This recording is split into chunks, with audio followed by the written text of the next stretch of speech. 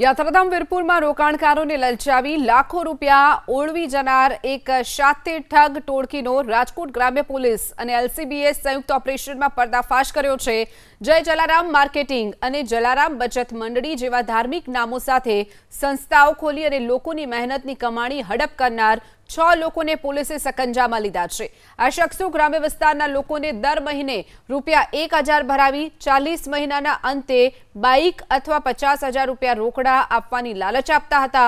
આ ઉપરાંત રોજની નાની બચત પર વાર્ષિક 6% વ્યાજની ખાતરી આપી અને અનેક લોકો પાસેથી લાખો રૂપિયા ઉઘરાવ્યા હતા। જ્યારે રોકાણની પાકતી મુદત આવે ત્યારે આરોપીઓના વજન મુજબ બાઇક કે રૂપિયા પરત કરવાના બદલે ઓફિસો બંધ કરી અને ગાયબ થઈ જતા હતા। તપાસમાં ખુલ્યું છે કે લોકોના વિશ્વાસ સાથે રમત રમી ઉઘરાવેલા લાખો રૂપિયાના ટોળકીએ પોતાના મોજશોખ પાછળ વાપરી નાખ્યા છે।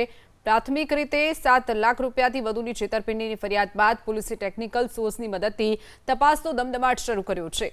આઈજી નિર્લિપ્ત રાય અને એસપી વિજયસિંહ ગુર્જરની સૂચનાથી વીરપુર પોલીસે વિપુલ મેવાડા, કરણ મેવાડા, જીવણ ઉર્ફે લાલો, ભૂપત બામવા, જેલવ ઉર્ફે જલો અને અનિલ માટિયાની ધરપકડ કરી છે।